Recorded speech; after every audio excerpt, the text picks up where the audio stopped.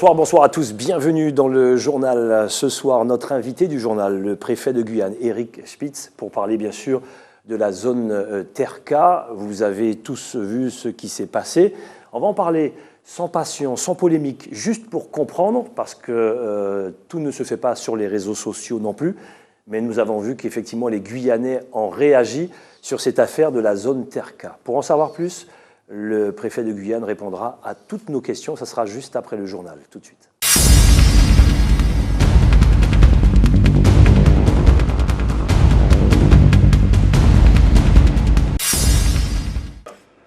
Jean-Paul Lepelletier démissionne, c'est ce que nous révèlent nos confrères de GuyaWeb. Le président de la Chambre de commerce et d'industrie régionale de la Guyane a fait part ce matin de son intention de démissionner de son mandat de président. Une démission qui fait suite à la décision de la Cour de cassation. L'arrêt rend définitif sa condamnation pour abus de biens sociaux, mais également pour favoritisme dans le cadre de l'octroi en 2008 d'un marché public de la CCIRG à une société gérée par Sylvie Brival, sa compagne. Le président dévoile sur GuyaWeb ne pas faire appel à la Cour européenne des droits de l'homme dans ce dossier. Jean-Paul Lepelletier est condamné à 5 ans d'inéligibilité et 30 000 € d'amende. La Chambre de commerce a 5 jours après la démission de son président pour en élire un nouveau.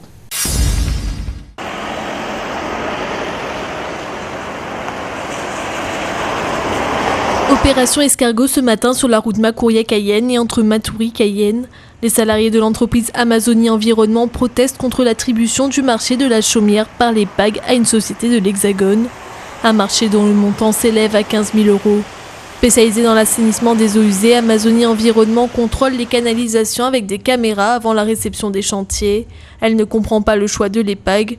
Le directeur de l'établissement s'en explique. Quand on juge une offre, on juge suivant l'ensemble des critères. Donc il y a le prix, il y a la qualité technique du dossier. Et là, sur ce dossier, ils n'ont pas été les meilleurs. Et donc là, on est sur une procédure où l'ensemble des critères ont été respectés. Le fait effectivement que de savoir si l'entreprise a son siège social en métropole ou à Cayenne n'est pas un des critères qui est recevable au titre du code des marchés publics. De son côté, le directeur d'Amazonie Environnement estime que la procédure n'a pas été respectée par l'entreprise métropolitaine. Nous avons fait notre propre enquête, effectivement, et nous avons contacté le sous-traitant, puisque n'ayant pas de camion sur place en Guyane, puisque c'est des camions de 26 tonnes avec des équipements lourds, l'entreprise de métropole qui a eu le marché sous-traite une entreprise locale, ce qui est bien, pour cette opération-là. Et là, cette entreprise en question reconnaît avoir signé aucun papier, aucun document de sous-traitance pour ce marché. Là, c'est gravissime, quoi. C'est gros comme une maison. Ça veut dire que Télérep France a reçu un marché concernant une opération ne répondant pas aux clauses élémentaires en vigueur pour un appel d'offres. Alors que nous, on nous reproche de ne pas avoir mis les CV, c'est noir sur blanc, de nos salariés pour cette opération-là. Dans cette affaire, la DIECT va jouer le rôle de médiateur, même si l'entreprise guyanaise a d'ores et déjà déposé un recours devant le tribunal administratif. Hier, les fonctionnaires de la région, du Conseil général et de la préfecture se sont tenus informés des récentes évolutions en matière de marché public. Une présentation de ces réglementations et conséquences pour la future collectivité unique devait être également présentée aux professionnels, mais elle a été reportée. Un nouveau code des marchés publics sera mis en vigueur dans les prochains mois. Fondamentalement, les choses ne vont pas changer, mais il y aura quelques évolutions importantes. La réglementation va s'adapter, quelle que soit la collectivité. Ce qui me paraît important, c'est que cette collectivité unique va entraîner sans nul doute une mutualisation, un rapprochement des services d'achat et du département et de la région. Donc peut-être de nouvelles stratégies vis-à-vis des entreprises, de nouvelles stratégies d'achat, de nouvelles stratégies de marché public. C'est vrai que je pense que ça aura plus de conséquences en termes d'organisation d'achat et de marché public qu'en termes de réglementation qui, quoi qu'il arrive, sera la même pour tout le monde. La première mesure phare concerne l'allègement du code des marchés publics. Un effort de simplification avec un modèle unique de candidature sera fourni aux entreprises. Les efforts seront également menés pour le développement généralisé de la dématérialisation des appels d'offres. Mais il y aura des évolutions sur le plan de la forme, les délais, les procédures, les seuils également. Il y aura des évolutions un peu plus contraignantes sur les évolutions des marchés dans le temps, les avenants. Les avenants seront un peu plus contraints qu'auparavant. Ça, c'est une évolution importante. Par exemple, pour la première fois, nous avons des seuils qui sont inscrits dans un texte, des seuils au-delà desquels il y aura une suspicion d'illégalité.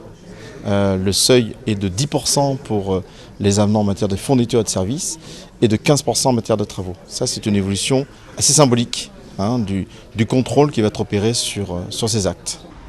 Secteur clé de l'économie avec plus de 71 milliards d'euros de commandes passées en 2013 en France, les marchés publics restent cependant peu accessibles aux petites et moyennes entreprises. Et ça, malgré les efforts entrepris depuis quelques années par le gouvernement pour leur simplifier l'accès.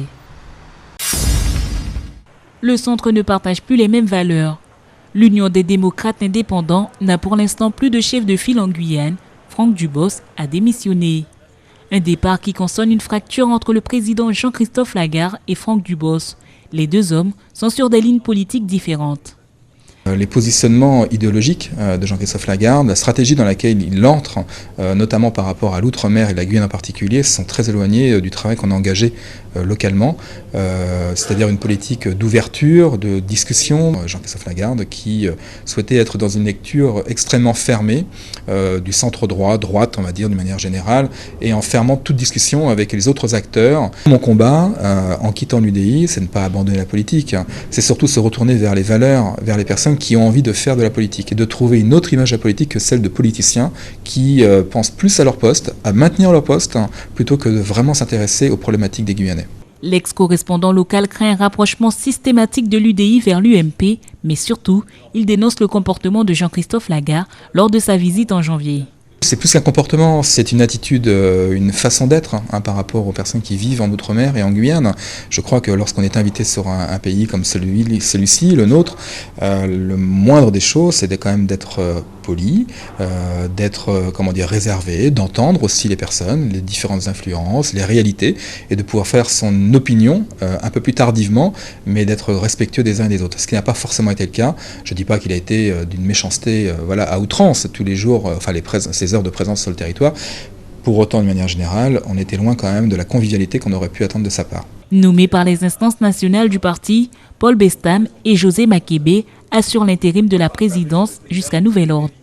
Ils souhaitent assurer la quarantaine de militants que le travail se poursuit. La star des objectifs aujourd'hui, c'est elle. Théophilia Léaco Champestin, dit Moyaya. Ce 4 mars 2015, la Sinamarienne fête ses 100 ans, entourée de ses frères et sœurs, mais aussi de ses enfants, petits-enfants et arrière-petits-enfants. Nous l'avons emmenée à la messe et puis après nous préparons une journée à la maison avec elle. Pas grande festivité aujourd'hui parce que nous préparons autre chose pour le samedi. Mais ce matin, nous passons la journée avec elle. Énormément de fierté parce que c'est pas tous les jours qu'on a ça dans la famille. Et 100 ans, mais c'est 100 ans de bonheur parce qu'elle nous a élevés depuis petits.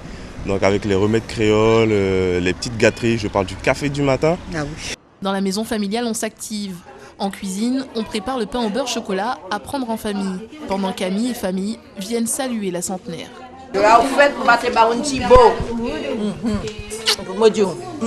Joyeux anniversaire. Merci. Ça va, Rimoun.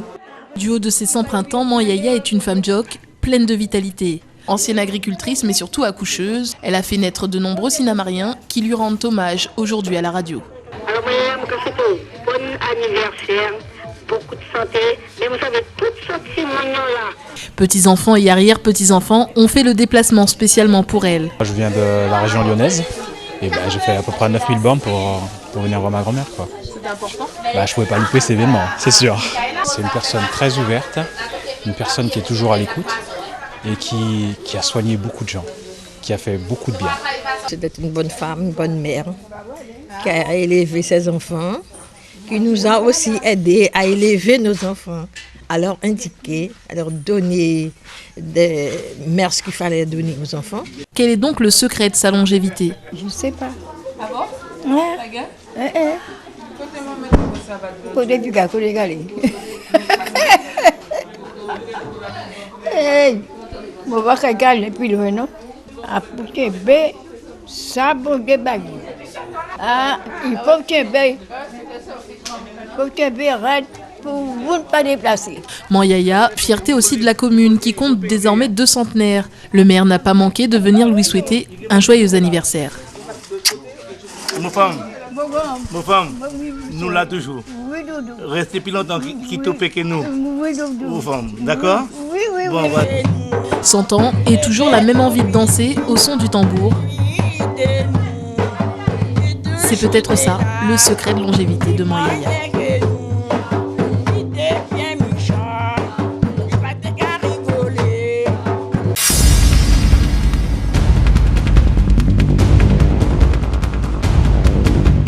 De retour sur le plateau du journal avec notre invité ce soir, Eric Spitz. Bonsoir. Bonsoir. Vous êtes le préfet de Guyane, la zone Terre-K, tout le monde en parle. Zone à risque peut-être pour la préfecture. Désormais, avec la saison des pluies, l'expulsion devient impossible. Que dit la loi? On ne peut expulser quiconque en Guyane pendant la trêve hivernale. Chez nous, cette trêve correspond à la saison des pluies qui commence le 1er mars et se termine le 15 juillet. Première question, monsieur le préfet, vous n'étiez pas au courant? Si, bien évidemment, nous étions au courant. C'est un arrêté préfectoral qui date de 1991 et qui fixe une zone de 4 mois et demi pendant laquelle on ne peut pas expulser les expulsions locatives. Or, dans le cas de Terre-K, il ne s'agit pas d'expulsion locative, il n'y a pas de locataires sur le terrain, il y a des occupants sans droit ni titre. Alors, il y a pourtant eu effectivement début de démolition. Alors justement, on est dans la légalité ou pas? Qu'est-ce qu'il faut faire? Qu'est-ce qu'on fait et qu'est-ce que vous avez déjà fait? Pour que vous compreniez bien, lorsque M. Apcher, le propriétaire, est venu le 10 janvier, je ne l'ai pas aidé, je ne lui ai pas donné mon concours parce qu'il n'avait pas fait de demande de concours de la force publique. Il faut faire une demande de concours de la force publique pour pouvoir obtenir le concours de la force publique. Il l'a faite le 14 janvier et je lui ai accordé. Pour que vos téléspectateurs comprennent bien comment ça se passe, quand vous avez une personne qui occupe votre terrain, vous allez en justice. La justice demande l'expulsion. Vous prenez un huissier, l'huissier se rend sur les lieux et constate qu'il ne peut pas faire l'expulsion. Une fois ce constat opéré, l'huissier demande au préfet le concours de la force publique, c'est ce qui s'est passé dans le cas présent, et ensuite la force publique accompagne l'huissier. Ce n'est pas le préfet qui fait l'opération. Le préfet assure la sécurité de l'huissier. Donc, en l'absence d'huissier, il n'y avait plus personne pour conduire les opérations. Ne fallait-il pas bouger dès 2009 avec la décision de justice? De toute manière, ce genre de décision est toujours dur à prendre. Moi, ce que j'entends depuis que je suis en Guyane, depuis quasiment 2 ans, c'est que les gens sont excédés, qu'ils ont besoin de signal fort, de retour du droit pour le vivre ensemble. On a commencé à en réaliser 3 ou 4. Celle-ci était encore de plus grande ampleur, mais c'était pour dire aux Guyanais, leur dire voilà, l'État est là, l'État fait respecter le droit, et pour envoyer aussi un message aux gens qui occupent illégalement les espaces, ils ne sont plus à l'abri nulle part. Alors c'est justement là où peut-être que le message n'est pas clair. Alors je le dis bien ici, sur le plateau, la vie ne se fait pas sur les réseaux sociaux, même si on voit plein de choses sur les réseaux sociaux, mais on prend quand même le pouls de la population. Vous dites quelque chose et pourtant la population pense, en tout cas ressent le contraire, c'est-à-dire les squatteurs soutenus par la préfecture. Ça doit vous énerver, ça. Oui, parce que j'ai annoncé que je réaliserais cette expulsion. Les gens n'ont peut-être pas compris que c'était pas le préfet qui expulsait, mais que c'était l'huissier qui expulsait avec le concours des forces de l'ordre. C'est bien de le dire et de marteler là ce soir. J'ai dit moi-même que j'avais de forts regrets que l'opération n'ait pas pu se tenir. Mais si le seul motif pour lequel cette opération ne s'est pas faite, c'est parce qu'on est avant le 15 juillet, eh bien elle aura lieu après le 15 juillet. 87 familles, des sans-papiers peut-être parmi ces familles? Environ une dizaine de familles en situation illégale sur les 83. Cas particulier, comment on fait là, alors, à ce moment-là? Bon, on avait préparé un assez gros dispositif avec des associations humanitaires, avec la direction de la jeunesse et de la cohésion sociale pour faire en fait un tri. Il y a parmi les gens, ils sont peu nombreux, mais il y en a quelques-uns qui sont éligibles au droit au logement. Il y a des demandeurs d'asile. Pour ces personnes-là, nous avions prévu une solution de relogement à assez court terme. Et puis pour les autres, et notamment les familles, des nuitées d'hôtel. Mais on n'est pas là, il n'y a pas de raison d'avoir un droit prioritaire sur les autres parce qu'on occupe illégalement un terrain. Est-ce que ça vous fait mal de savoir que des huissiers peuvent vous taper sur les doigts, vous, représentants de l'État? Ils m'ont pas tapé sur les doigts. C'est une position d'ailleurs. Ils parlent fort. C'est une position nationale des huissiers et nous sommes en quelque sorte des victimes collatérales de cette position. Maintenant, ce qui compte, c'est que c'est l'affirmation de cette volonté de la part de l'État de faire et surtout qu'on continuera, on fera dès que la période des pluies sera passée. Alors l'étape suivante, on attend juillet, il ne se passe rien entre-temps, monsieur le préfet? Je verrai, je dois voir avec le propriétaire. L'huissier est indispensable, c'est au propriétaire de trouver l'huissier, bien évidemment, ce n'est pas à l'État. Donc dès que le propriétaire aura un huissier, on verra. Alors bien sûr, on parle d'expulsion, il y a des êtres humains à l'intérieur. J'ai une question également, à la zone Tercal, il y a des maisons faites en dur, et ce qu'on pourrait appeler des cabanes, disons les choses franchement. Il pleut en ce moment, ces personnes sont en danger. S'il y a un problème, qui est responsable ? S'il y a un problème, qui est responsable? Pour ces gens-là, si un toit tombe sur la tête d'une des personnes qui même a mis sa maison illégalement, qui est responsable, monsieur le préfet? Il y a un risque, peut-être que le propriétaire peut courir un risque juridique, je ne sais pas, mais dans la mesure où il a fait toutes les diligences pour évacuer les gens, je pense que ce n'est pas lui non plus qui est responsable. C'est les gens eux-mêmes qui se sont installés à cet endroit. Monsieur le préfet, comment s'est passée cette fameuse réunion? Et très franchement, quels sont vos rapports avec Raymond Apcher? Vous êtes à ses côtés? Je suis aux côtés de tous les propriétaires qui bénéficient d'une décision de justice, au nom du peuple français d'ailleurs, et que je dois aider à exécuter quand ils me le demandent. Donc je n'ai pas... il y a Raymond Apcher, mais il y a sans doute des dizaines d'autres propriétaires, et je suis à leur côté. Et pour moi, la manière dont allait se dérouler l'opération Terca, les soutiens éventuels que j'aurai de la population, tout dépendra de ce type de soutien et de la manière dont c'est reçu par l'opinion publique pour faire d'autres opérations dans la foulée. Alors justement, vous êtes conscient qu'il y aura un avant et après Terca, ça a pris une ampleur telle, c'est comme ça. Ça veut dire quoi? Ça veut dire que les choses vont s'accélérer demain. On imagine qu'en juillet, il y aura donc expulsion dans les règles, avec huissier. Ensuite, il y aura beaucoup de demandes, de fortes demandes de collectivités, de mairies. Comment la préfecture compte gérer ça? J'imagine que vous anticipez déjà. Oui, bien évidemment. Moi, j'ai toujours mis deux conditions. La première, c'est qu'il y ait une décision de justice. Et la seconde, c'est qu'il y ait un projet d'aménagement sur le site, puisqu'on ne va pas détruire des cabanes ou des maisons pour qu'ensuite le site soit réoccupé. Donc, quand ces deux conditions sont remplies, nous réalisons l'opération. Aucune erreur de la préfecture, vous êtes resté dans votre bon droit. On ne peut rien faire s'il n'y a pas d'huissier. On respecte également la trêve hivernale. Jusqu'à présent, la préfecture n'a rien à se reprocher là-dessus. Non, le seul reproche qu'on aurait pu peut-être nous faire, c'est de ne rien faire finalement. Et donc vous faites. Merci en tout cas Eric Spitz d'avoir répondu à nos questions. Demain, sur ce même plateau, l'avocat de Raymond Apcher, maître Jean-Yves Marcot-Derroir, viendra nous donner bien sûr sa version des faits. Allez, sans plus tarder, le journal de TF1, Dom Laquezotte juste après. Merci, monsieur le préfet, d'être passé. C'est moi qui vous remercie. Et à très bientôt.